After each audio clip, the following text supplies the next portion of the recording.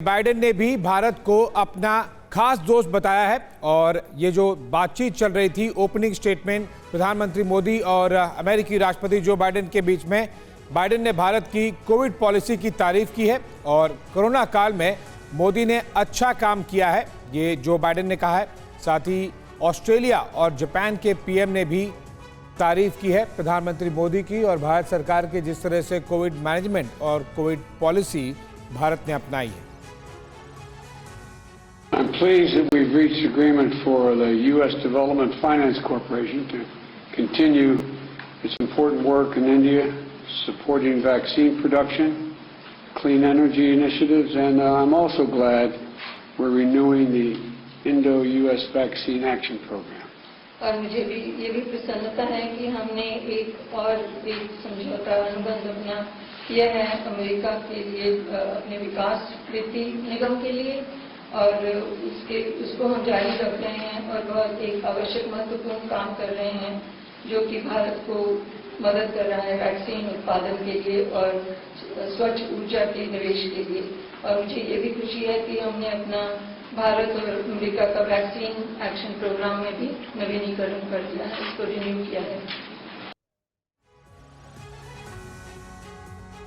तो देखिए, दोनों देशों के बीच संबंध और ज्यादा मजबूत हुए हैं। आने वाले वक्त में इस कोऑर्डिनेशन को और आगे बढ़ाना है और मजबूत करना है, ये बातें की गई हैं बायलैटरल टॉक्स में प्रधानमंत्री नरेंद्र मोदी और अमेरिकी राष्ट्रपति जो बाइडेन की तरफ से। हमारे साथ एक बड़ा और खास पैनल इस वक्त जुड़ चुका है, उनसे आपका तारुफ करा दें। मेजर जनरल अश्विनी श्रीवास्तव साहब बतौर डिफेंस एक्सपर्ट हमें ज्वाइन कर रहे हैं। सुधीर टी देवरे हमारे साथ मौजूद हैं, फॉर्मर एम्बेसडर।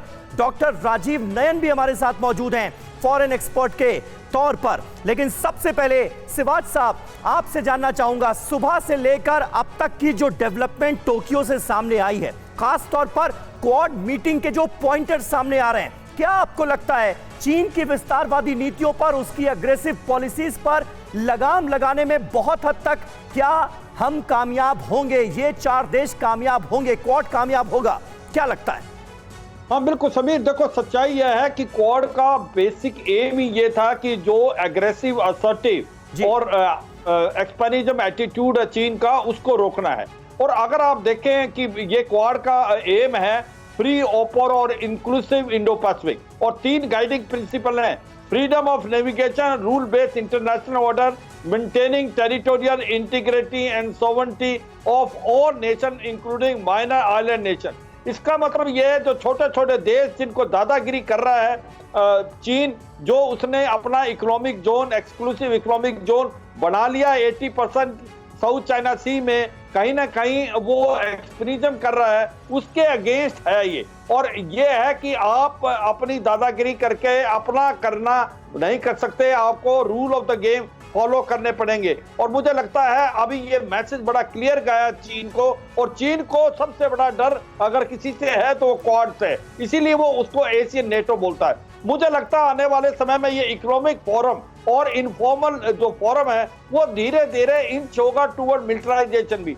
जिस प्रकार से ये चारों देश एक प्रकार से मालामार एक्सरसाइज करते हैं, तो ये एक शो ऑफ स्ट्रेंथ है, ऑपरेटिवनेस दिखा रहा है कि आपकी नेवी इकट्ठा काम कर सकती है। और जिस प्रकार से आकुश आया है कि ऑस्ट्रेलिया को भी न्यूक्लियर पावर सबमरीन मिलेंगी, जो कि एक वीक लिंक था, मुझे लगता है ये जो सारा का सारा आज कार्रवाई हुई क्वाड, ये डायरेक्ट मैसेज है चीन को। और कहीं ना कहीं ये मैसेज डायरेक्ट चीन को ये भी था, जब क्वेश्चन पूछा गया था जो बाइडेन से, अगर ताइवान के ऊपर हमला करता है चीन, क्या यूएस उसको मिलिट्री सपोर्ट करेगा? ठीक है सर, एक सीधा संदेश देने की कोशिश चीन को तमाम क्वाड मुल्कों की तरफ से। और कल जो बैठक हुई थी इंडो पैसिफिक इकोनॉमिक फ्रेमवर्क, उस बैठक से भी चीन को सीधा संदेश देने की कोशिश।